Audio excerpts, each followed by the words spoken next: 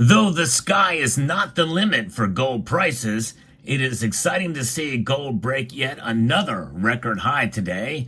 And there's two reasons why gold price has climbed so much.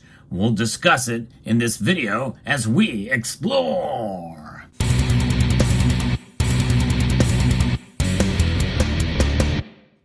Well, there's likely more than two reasons, but we're going to talk about the two biggest reasons as well as other things in the gold market. But before we get there, I'm going to be reporting from the latest of the prices for gold and silver moments before the markets close.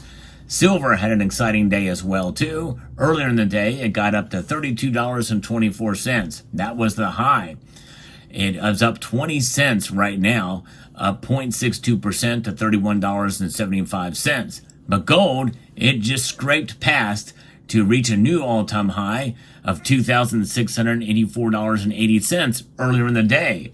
It now rests up $11.10 to $2,674 per ounce.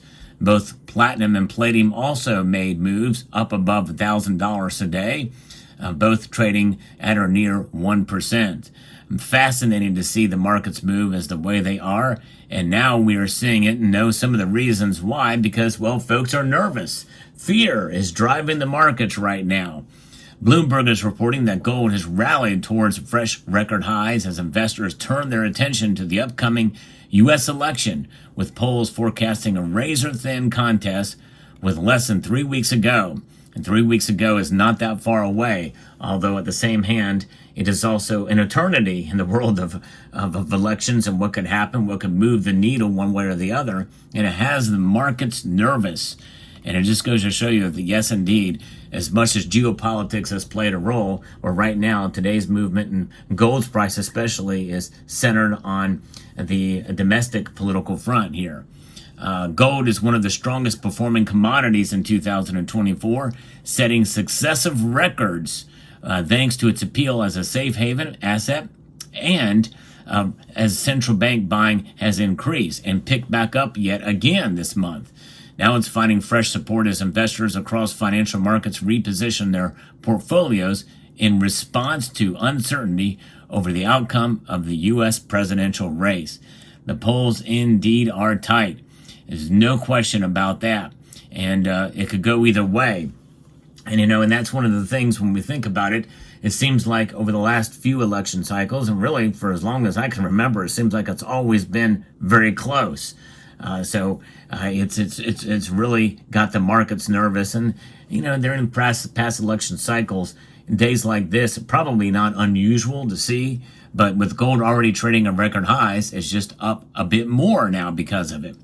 The dollar has rallied on Tuesday after Republican candidate Donald Trump said in an interview with Bloomberg News that he would raise tariffs sharply, cut taxes and regulation, and seek more direct consultation with the U.S. Federal Reserve. Meanwhile, in options markets, traders are more focused on the Fed's interest rate cuts and the health of the U.S. economy, according to market analysts. So the U.S. Federal Reserve is that second thing. And when we think about what they are going to do at their November meeting, it has people thinking and wondering what's going to happen because we just don't know. But it seems like more and more people are falling in line thinking that the Federal Reserve is going to continue their rate cutting cycle. And by a quarter point, 94.2% of participants say that the target rate probabilities of a Fed rate cut to down a quarter point is what is going to happen. Only 5.8% say it's going to stay the same. And that obviously does reflect, in the probabilities and statistics and what the sentiment is. A rate cut is generally good for gold and silver as well, too. Silver tends to follow gold in that area, but they have pulled back a little bit today. We anticipate uncertainty and volatility to rise until the administration is settled in. And that is for sure. That volatility has already played itself out today as they maybe realized it was an overreaction in the movement of precious metals earlier in the day. Now, they advise that gold and oil can be an effective portfolio hedges And that is something to think about. That's what UBS Group AG analysts have said. The prevailing view of Wall Street economists is that Trump's trade policies will ultimately support the dollar, since import tariffs would stem the currency's flow overseas and potentially drive up inflation and interest rate. A prolonged trade war also stands to weigh on global risk sentiment, further supporting the haven greenback. Such a scenario could create a crosswind for gold. The asset tends to do well in an inflationary environment and periods of geopolitical turmoil, but can suffer when the dollar is strong and interest rates are high. Over the past year, elevated Fed rates have done little to slow gold's breakneck ascent to consecutive record highs, and for now, many investors are betting that the pivot to looser monetary policy and an accompanying slowdown in the U.S. economy growth will help fuel further gains. Yes, and I think that's going to happen too. And looking in some ways, it kind of doesn't matter who's elected in that regard. But it just depends on what the forecast and what the market will anticipate coming with either administration. It's going to play a role. It's really difficult, but with banks continuing, central banks continuing to accumulate gold, well, that's going to be a strong driver as it has been for the past year. And gold is expected to climb to record highs over the next year, according to a survey of the bullion industry at a major annual gathering. Delegates at the London Bullion Market Association event in Miami expect the precious metal to rise to $2,917 an ounce by late October of next year. That's a very specific number. We may report on that later. Spot gold was 0.6% higher at $2,679.20 earlier at 11 a.m., but then it got to a record in the futures market of $2,685.58 that was set last month. And of course, that was the futures that has now reached higher here today. All precious metals are higher, with silver pacing gains with a 1.3% rise. And it is fascinating to see when gold does this.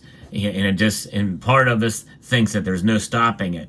But we keep in mind, sooner or later, something's got to give somewhere in the gold market, and it very well could, and we could see prices fall back down. I mentioned this before, that it's very exciting to see, and I'm excited too, but remember, what goes up must come down, at least to some extent, at least come down to a level of reality, in other words, where normalization should be. There's a lot of things propping up gold's price, but we did see a pretty big dip when there was some hint that geopolitical tensions may subside if Hezbollah were to do a truce with Israel. I don't think that necessarily panned out, so gold prices are hovering back up again.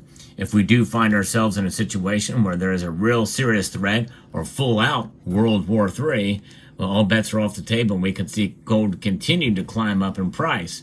Notwithstanding bullion banks, the big bullion banks out there, the central banks are buying gold, and they are continuing to do so, and that's likely not going to stop anytime soon, even if prices continue to go up. In fact, if it does, it'll just piggyback on more, a revolving door of increased prices because of increased demand. And that demand means that they're holding this gold in their portfolios, in their vaults rather, and those vaults indeed will store that gold for them. It is treasure. Gold does not pay dividends, but it exists for what it has been for thousands of years. That is an attractive thing for central banks and for us too as holders of this metal. Precisely because it's treasured, it doesn't pay dividends. That is why it is so high. Because what does the dollar do? Well, the dollar decreases in value over the long course of time. In fact, you can bank on it, pun intended there. It will continue to fall, and it does do something. There's no question about it, and it's usually to the downside. It's a losing proposition for the dollar, but it is a stable proposition for gold over the long course of time. Central banks know it. Most of you watching this video know it, and if you don't, think about it. Think about the history of gold and what it's been about. This channel is about providing not only news and information in the world of precious metals, but also videos that talk about the fundamentals of what gold is about and has been throughout its history. And so it makes me all the more glad that I've got a little bit of gold here, and it's never too late to start, never too late to stack, to have a little bit of gold, to empower yourself against the powers that be, mainly central banks. And this is why we hold it. Let me know what your thoughts are down in the comment section below. Hope you enjoyed this video. I do like to give you the latest news, and I hope you found it informative, insightful, and educational. I want to extend a multitude of gratitude to you all for taking the time to watch, and to encourage you to please rate, share, comment, and subscribe.